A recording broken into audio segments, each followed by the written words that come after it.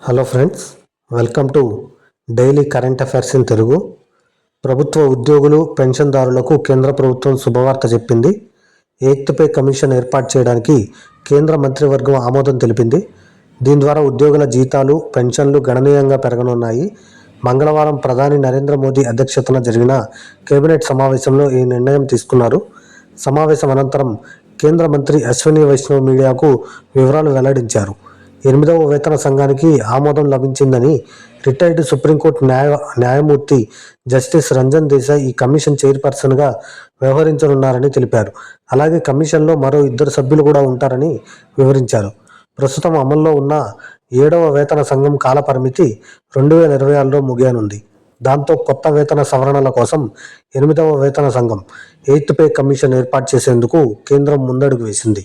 జనవరిలోనే ప్రభుత్వం దీనిపై ప్రాథమిక ప్రకటన జారీ చేసింది. వివిధ మంత్రిత్వ శాఖలు, అధికారులతో చర్చల అనంతరం ఇప్పుడు అధికారికంగా గ్రీన్ సిగ్నల్ ఇచ్చింది. కేంద్ర మంత్రి అశ్విని వైష్ణవ్ తెలిపిన ప్రకారం 8వ వేతన సంఘం తన నివేదికను వచ్చే 18 నెలల్లో సమర్పించనుంది. దీని అమలుతో కేంద్ర ప్రభుత్వ ఉద్యోగులు, పెన్షన్దారుల వేతనాలు, భత్యాలు మరింత పెరిగే అవకాశం ఉంది.